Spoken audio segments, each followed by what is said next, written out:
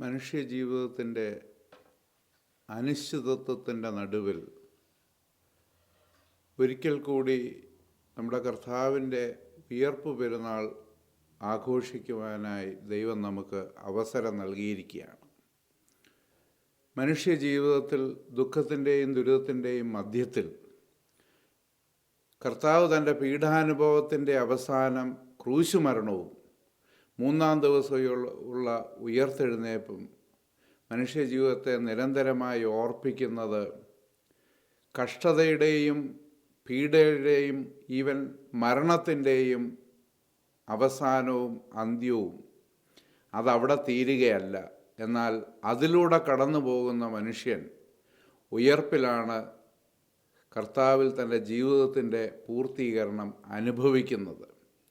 മരണത്തെ അതിജീവിക്കുക അല്ലെങ്കിൽ മരണമെന്ന പ്രഹേളിക കടക്കുക എന്ന് പറയുന്നത് ഉയർപ്പിൻ്റെ അനുഭവത്തിലാണ്.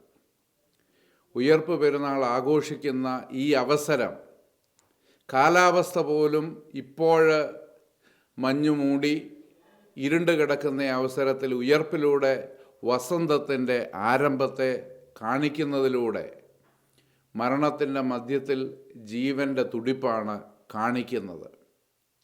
ഈ അവസരത്തിൽ ലോകത്ത് വിവിധ സ്ഥലങ്ങളിലായി വിവിധ കഷ്ടതകൾ അനുഭവിക്കുന്ന സമൂഹങ്ങളുണ്ട്. ഈ കഷ്ടതയുടെ നടുവിൽ അവർക്ക് പ്രത്യാശ നൽകുന്നതാണ് ഉയർപ്പിൻ്റെ സന്ദേശം.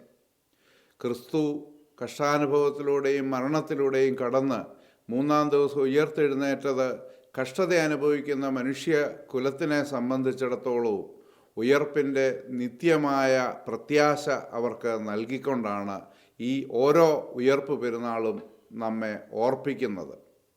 അതോടൊപ്പം തന്നെ കഷ്ടത അനുഭവിക്കുന്ന മനുഷ്യർക്ക് പ്രത്യാശയുടെ സന്ദേശം നൽകുവാൻ ഓരോ ക്രൈസ്തവനും ബാധ്യസ്ഥരാണ് എന്ന് നാം വിസ്മരിക്കരുത്.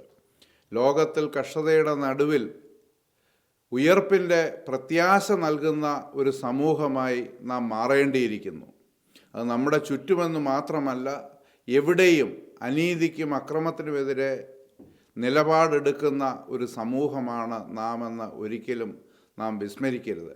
ക്രിസ്തുവിൻ്റെ മരണവും പുനരുത്ഥാനവും അനുസ്മരിപ്പിച്ച മാമോദീസായിലൂടെ കടന്നു വന്നിട്ടുള്ള നാം ഓരോരുത്തർക്കും ഈ ഉയർപ്പിൻ്റെ അല്ലെങ്കിൽ പ്രത്യാശയുടെ സന്ദേശം സർവ്വലോകത്തിനും കൊടുക്കുക എന്ന് പറയുന്നത് വെറുതെ ഒരു ഈസ്റ്റർ ആശംസകൾ നേരുന്നതിലൂടെയല്ല, സ്വന്തം ജീവിതത്തിലൂടെ ഈ പ്രത്യാശയുടെ സന്ദേശം നൽകുന്നതിലൂടെ ആയിരിക്കണം. സഹനത്തിൻ്റേതായ പാതയിലൂടെ കഷ്ടത അനുഭവിക്കുന്ന സമൂഹത്തിന് പ്രത്യാശയുടെ സന്ദേശം നൽകുന്ന, പ്രത്യാശയുടെ അനുഭവം നൽകുന്ന ഒരു സമൂഹമായി നമ്മെ തീർക്കട്ടെ എന്ന് ആശംസിച്ചുകൊണ്ട് നിങ്ങളേവർക്കും ഈസ്റ്ററിൻ്റേതായ സർവ്വവിധ നന്മകളും നേർന്നുകൊണ്ട് എൻ്റെ വാക്കുകളെ ചുരുക്കുന്നു. നിങ്ങളെ ദൈവം അനുഗ്രഹിക്കട്ടെ.